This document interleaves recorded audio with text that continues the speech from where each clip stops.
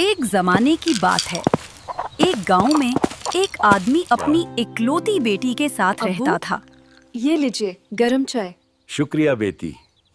वो सख्त मिजाज और मेहनती आदमी था, बेटी मगर जल्दी जल्दी बेटी हाथ पर भी चलाओ। वैसी ही सख्ती करता। दिन भर वो उसे काम पर लगाए रखता और बेचारी लड़की बस खामोशी थोड़ा सा से और। सब कुछ बर्दाश्त करती। ये फ्रॉक बिल्कुल परफेक्ट लगना चाहिए। एक सुबह जब बेटी ने वो तमाम काम मुकम्मल कर लिए जो बाप ने सौंपे थे, तो वो थकी हारी मगर मुतमईन खड़ी थी कि शायद अब कुछ देर आराम मिलेगा।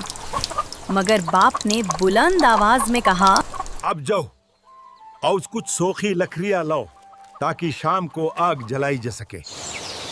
अलीना ने सर झुकाया और खामोशी से जंगल की तरफ चल पड़ी। सूरज की रोशनी पत्तों से छिन रही थी, परिंदे चहचहा रहे थे और हवा में मिट्टी की खुशबू घुली थी और वो खामोशी से लकड़ियां चुन रही थी। कुछ देर में उसने एक बड़ा गट्ठा तैयार कर लिया। तभी उसकी नजर एक झाड़ी पर पड़ी जिससे खुशबू वाह, की एक हल्की लहर उठी। कितना प्यारी खुशबू वो है। रोजमरी का पौधा था। बेटी ने सोचा, अगर मैं इसकी एक टहनी तोड़ दूं तो घर भी खुशबू से भर जाएगा। वो आगे बढ़ी, टहनी पकड़ी और जोर से खींचा, ये कितनी मगर सख्त है। रोजमेरी मजबूती से जमी हुई थी। वो और जोर लगाती गई, यहाँ तक कि एक झटके कितनी से सख्त वो है। टहनी उसके हाथ में आ गई। इसी लम्हे एक Is someone मानूस there? मगर अनोखी आवाज सुनाई दी। क्या हुआ? तुम यहाँ क्या कर रही हो? अलीना ने चूक कर पीछे देखा। वहां एक निहायत खूबसूरत नौजवान खड़ा था। उसकी आंखों में हैरत और खफगी मेरा मिली ईंधन जुली है। थी। तुम यहाँ आकर क्यों चुरा रही हो? अलीना शर्मिंदगी से सर झुकाकर मुझे बोली, माफ कीजिए, मेरे वालिद ने मुझे भेजा था। मैं नहीं जानती थी कि ये आपका है। नौजवान मुस्कुराया। अगर तुम सच कह रहे हो तो मेरे साथ चलो। उसकी आवाज में ना गुस्सा था ना नरमी, मगर कुछ ऐसा जादू जरूर था कि अलीना ने इनकार ना किया। वो उसे रोजमरी के जड़ के करीब मौजूद एक शिगाफ से गुजारकर एक हसीन महल में ले गया।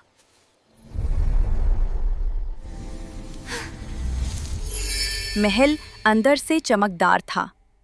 छत के ऊपर से रोशनी उतर रही थी और हर कमरा कीमती चीजों और शानदार फर्नीचर से सजा हुआ था।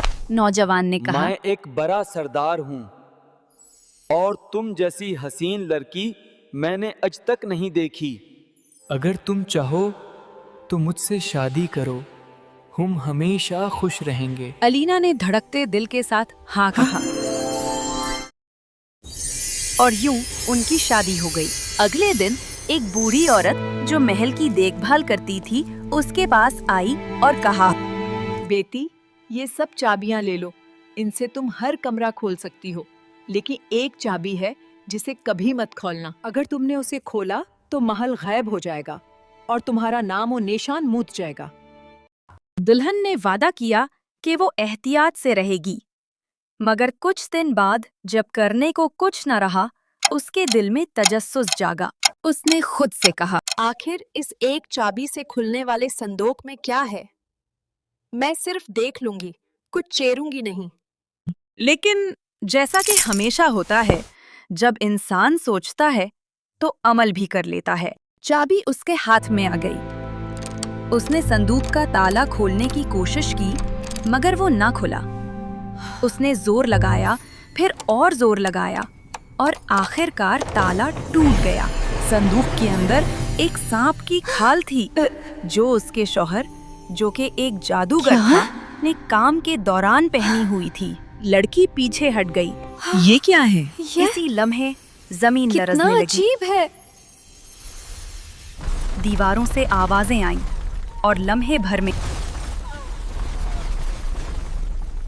महल जमीन बॉस हो गया। वो खुद खुले मैदान में खड़ी थी।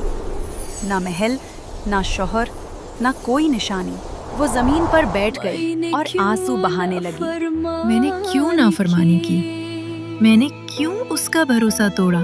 फिर उसने रोजमरी की एक टहनी तोड़ी और खुद से कहा, जब तक सांस है मैं उसे तलाश करूंगी, चाहे जमीन के आखिरी कोने तक जाना पड़े। यूं उसका सफर शुरू हुआ। वो दिन रात चलती रही, जंगलों, पहाड़ों, दरियाओं से गुजरती रही। दरवाजा आखिर वो एक खोलें। छोटे घास के घर के पास पहुंची। कोई है? दरवाजा खटखटाया। एक औरत बाहर आई। अस्सलाम वालेकुम। क्या आपको किसी मुलाजमा की जरूरत है? औरत ने कहा। हाँ, अगर तुम चाहो तो अलीना यहाँ ने रह शुक्रिया सकती हो। अदा किया और वहां रहने लगी। मगर दिन ब दिन वो उदास रहने लगी। आखिरकार औरत ने पूछा, क्या बात है? तुम इतनी गमगीन क्यों हो? अलीना ने सब मैं कुछ सब कुछ सच सच सच बता रही सुना हूँ। दिया। मेरी नाफरमानी, महल का बर्बाद होना और मैंने सब कुछ गलत किया और मेरा महल सब बर्बाद हो गया और मैं अपने शौहर को ढूंढ रही हूँ। अपनी नाफरमानी, महल के बर्बाद होने का किस्सा और शौहर की तलाश की तमन्ना। औरत ने कहा, तुम जिसे ढूंढ रही हो उसका पता सूरज, चांद और हवा को होगा। ये सुनकर अल्लाह अलीना ने हाफिज, शुक्रिया take अदा किया care। और फिर चल पड़ी। सबसे पहले वो सूरज के महल पहुंची, जहां सूरज रहता था। सलाम हो, उसने दरवाजा ए सूरज। जोर से मैं खटखटाया अपने और शौहर कहा, की तलाश में हूँ। मेरी गलती से वो बिछड़ गया है। सूरज ने उसे देखा, हल्का सा तुम मुस्कुराया। जैसी चमकदर रूह को मैं कैसे न पहचानूं? मैं हर जगह जाता हूँ, मगर अफसोस मैं तुम्हारे शोहार का ठिकाना नहीं जानता। अलबाता यह लो एक अखरोट, जब तुम पर मुसीबत आए इसे तोड़ लेना। मैं तुम्हारा शुक्रिया अदा करती हूँ, आए सूरज। तुम्हारा एहसान हमेशा अलीना ने याद शुक्रिया रहेगा। अदा किया और आगे बढ़ गई। फिर वो चांद के महल पहुंची। उसने कहा, सलाम हो, ए चांद। क्या तुम मेरे शौहर का पता जानते हो? मैंने तुम्हें कभी ख्वाबों में देखा था। तुम्हारा दर्द मुझे मालूम है, मगर मैं भी तुम्हारी मदद नहीं कर सकता। ये बादाम लो, जरूरत के वक्त इसे तोड़ना। तुम्हारा अलीना ने शुक्रिया अदा ए किया चांद। और रुखसत हुई। इसी तरह वो हवा के महल पहुंची, जो उसके शौहर की तलाश में आखिरी मददगार था। हवा ने उसे अलबत्ता पहचान यह लिया लो, और उस पर एक तरस अखरोट। खाया और जब उसे तुम एक पर अखरोट मुसीबत दिया आए, जिसे इसे जरूरत के तोड़ वक्त लेना। खाना था। लेकिन अलीना थकी हुई और उदास थी और बहुत रोने लगी। ऐ हवा, क्या तुम जानती हो वो कहाँ है? हवा ने हमदर्दी से कहा, मैं चारों दिशाओं में चलती हूँ, जरा ठहरो, मैं मालूम करती हूँ। वो चली, गरजी, शोर मचाया और कुछ देर बाद वापस आई। मैं जान गई हूँ, वो बच्चा के महल में है। कल उसकी शादी एक बदसूरत शहजादी से होने वाली है। जो किसी मर्द से शादी नहीं कर सकी। ये सुनकर अलीना का दिल टूट गया। ऐ हवा, क्या तुम शादी कुछ दिन के लिए रुकवा सकती हो? मैं कोशिश करूंगी। और इसी रात महल में जोर का तूफान आया। शहजादी के शादी के लिबास बिखर गए, सारी लैस और मोतियों के साथ सब उड़ गए। दर्जी दौड़ते, छलांग लगाते, चढ़ते, लेकिन सब बेफायदा और नया काम शुरू करना पड़ा। अगले दिन कपड़े तैयार होना नामुमकिन था। बादशाह अपनी बेटी की शादी पर ज्यादा फिक्रमंद था और दर्जियों की कोई बात ना सुनी। मगर जब उसने शहजादी को देखा तो उसने महसूस किया कि ये कपड़ा उसके लिए मुनासिब नहीं। शादी कुछ घंटों के लिए रोको। लिहाजा शादी तैयार और होने दावत तक। को कुछ घंटों के लिए मुलतवी कर दिया। इस दौरान अलीना थकी हुई महल पहुंची और जैसे ही दरवाजे पर पहुंची, उसने अपना अखरोट तोड़ा और दुनिया का सबसे खूबसूरत मैंटल निकाला। फिर उसने घंटी बजाई और पूछा, क्या आज प्रिंसेस की शादी है? हान, हाय मैडम। अलीना ने पूछा, क्या आप ये मैंटल लेना पसंद करेगी? हाँ, ये बहुत खूबसूरत है। मैं इसे लेना चाहती हूँ। अलीना ने कीमत मुकर्रर की और शहजादी ने खुशी खुशी सोना अदा किया। अलीना ने अपने पर्स में सोना छुपा लिया और महल से वापस गई।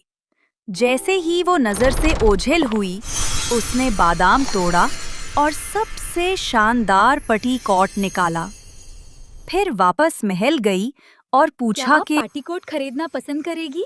यह तो मंतल से भी ज्यादा खूबसूरत है।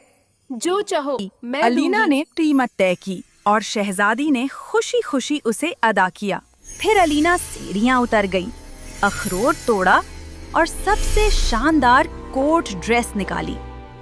इसे संभालकर दरवाजे क्या पर आप ये खड़ी कोट हुई ड्रेस लेना और पसंद करेगी? मैं खरीदूंगी। इस बार अलीना ने कीमत इस बार बतौर मेरी इजाजत कीमत तय सिर्फ की एक कि इजाजत वो है। अपने शौहर से मिल सके। मेरे शौहर से अलीना मिलने को की शौहर से मिलने की तुम्हें इजाजत पूरी मिल गई इजाजत है। और जब वो ठहनी रोजमरी से तुम उसे मेरी असली छुई बीवी हो। तो उसके सिर्फ शौहर की याद मुझे वापस याद आ आई। गया। उसने हम उसे हमेशा साथ पहचाना, रहेंगे। उसे चूम लिया और कहा कि वो उसकी सच्ची बीवी है और वो सिर्फ उसे चाहता है। जादू टूट गया, महल वापस आ गया और फिर वो Cheers! दोनों अपने गांव आज लौटे। हमारी लाइफ फुल मैजिकल है ना? हाँ, और तुम्हारे साथ हर मोमेंट और भी स्पेशल लगता है। क्या हमारी तरह आप लोगों को भी हमारी कहानी का सफर मैजिकल लगता है? कमेंट में जरूर बताएं। अगर इस कहानी ने आपको एक लम्हे के लिए भी खामोश कर दिया हो, तो एक सब्सक्राइब हमारी खामोश मेहनत की सबसे खूबसूरत आवाज होगा। और अगर दिल ने हल्की सी मुस्कुराहट दी हो, तो लाइक भी करें और कमेंट में जरूर बताएं कि आपको कौन सा लम्हा दिल से लगा।